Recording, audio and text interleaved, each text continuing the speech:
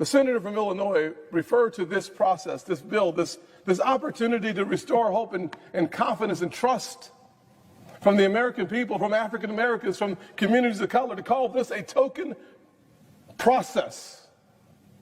Hurts my soul for my country, for our people. To think that the concept of anti-lynching that's a part of this legislation to be considered a token piece of legislation because perhaps I'm African American and I'm the only one on the side of the aisle. I don't know what he meant, but I can tell you that this day, to have those comments again hurts the soul.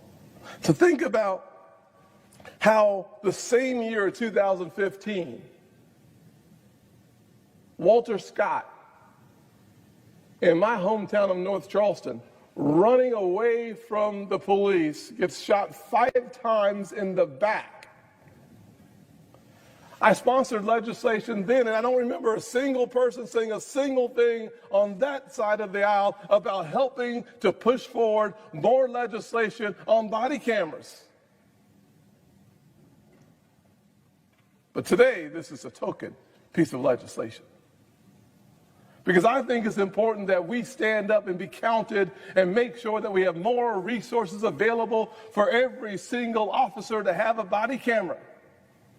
Because as we saw in Georgia with Mr. Arbery, had it not been caught on video, in Walter Scott's case, had it not been caught on video, in George Floyd's case, had it not been caught on video, we might be in a different place.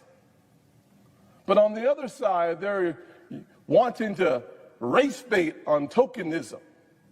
While this legislation will provide resources for body cameras, for anti-lynching, for de-escalation training. But no, we can't concern ourselves with the families I sat with at the White House yesterday and in my office yesterday.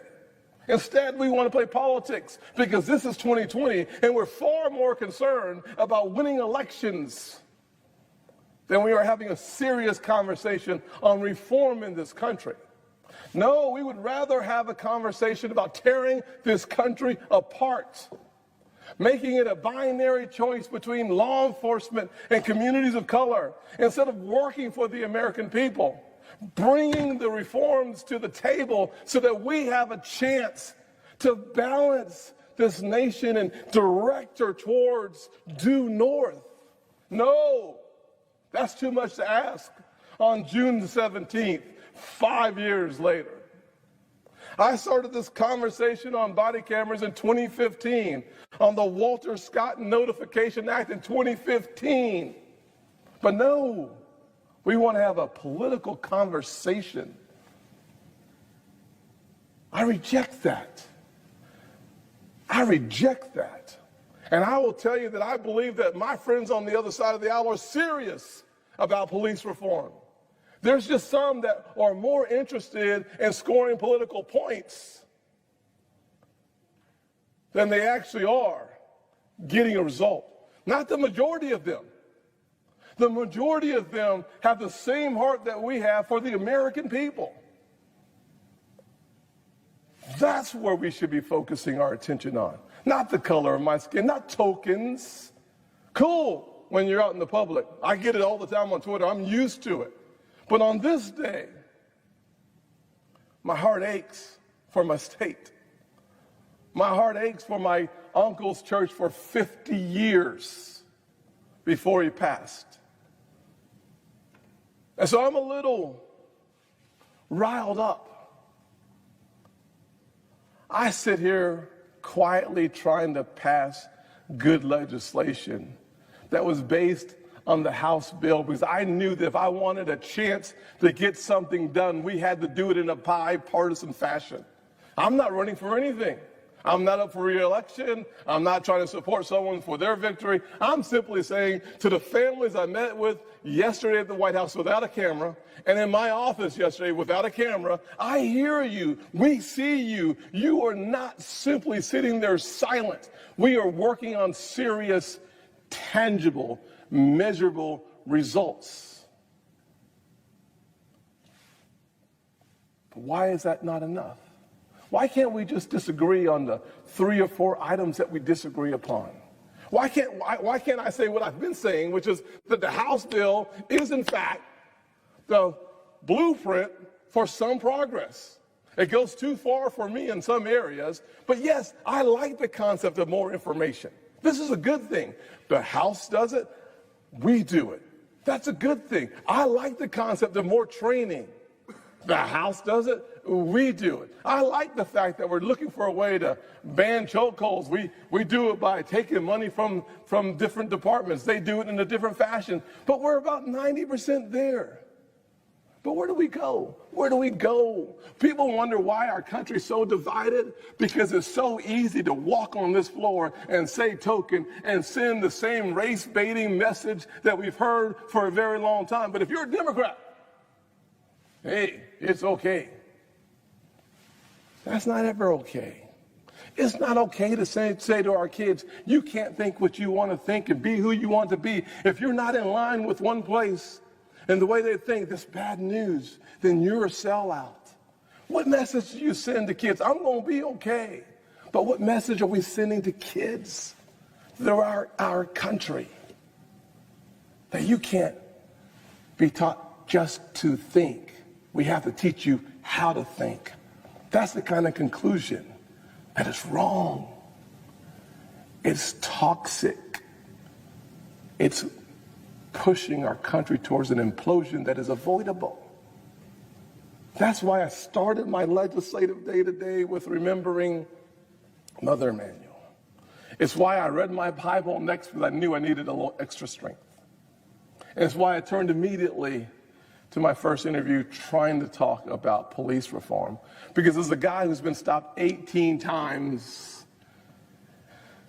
in the years of the 2000s, I take it seriously. Being stopped 7 times in a single year, being stopped this year, being stopped last November, being stopped coming into the Senate with my pen on.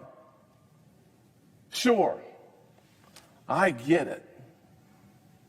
But I don't point fingers at the other side saying that they're just not serious about the issue. It's just not what we should do. I assume that everybody should be serious about the issue. But Mr. President, I got to tell you, it's with a heavy heart. It's with a heavy heart that I believe that had we had more money for body cameras, we'd be in a different position today than we were in 2015. But I didn't have anybody who wanted to have this conversation, or at least we didn't have this conversation. I believe that there are good people of good intent on the other side of the aisle. I think there are good people of good intent on our side of the aisle. I think the fact of the matter is that most Americans are tired of Republicans and Democrats talking about Republicans and Democrats. I think most Americans are tired of us talking about election outcomes and polls. What about me is what they are saying. I'm suggesting that this bill, the Justice Act, is a serious nationwide effort tackling the issues of police reform, accountability, and transparency. It is grounded in bipartisan principles because I believe the other side has some stuff we have to hear and that our side has some stuff they need to hear. And if we do that, we'll have the votes to have a real debate next week on this bill. But if we don't do that, we'll just talk about scoring political points, and you'll go on MSNBC or CNN, we'll go on Fox, and everybody will have their chatter, and more people in the communities of color will have less confidence in the institutions of power and authority in this nation because we missed the moment. We missed it 5 years ago. We don't have to miss it now. Mr. President, as you know, I am not really into theatrics. I don't run towards microphones. I've had a lot of them this last 7 days. I don't talk a lot in conference because why say what other people are saying, and they probably said it better. I don't demonize the other side because I know that in order to get anything done in this conference, in this committee, in this Senate, you got to have 60 votes. And plus, if you have a grievance with your brother, talk to him. Talk to them. I've tried to do that. Mr. President, as I'm sure I've run over my time, let me just say that to the families I sat down with yesterday,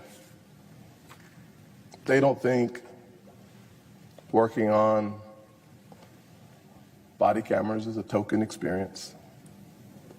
They don't think sitting down with the President of the United States with their tears filling their eyes, running down their cheeks, talking about their lost loved ones is a token experience. The law enforcement officers in that meeting with those families do not believe that having a serious conversation about police reform is a token experience. They don't believe that co-responders for the one man who was in the room whose son was having a mental episode, who was shot on the scene, he doesn't think this is a token experience. Shame on us. Shame on us if we are unwilling to have a serious conversation about a serious issue that, in my opinion, is a greater threat to this nation than perhaps anything we've seen, because we've never solved it, because we're all having political points. That's wrong. It's just not right. Let me say, Mr. President, to all my colleagues, Senator Lankford, Senator Capito, Sass, Lindsey, Parasso, Alexander, thank you. Thank you for giving voice to a serious issue.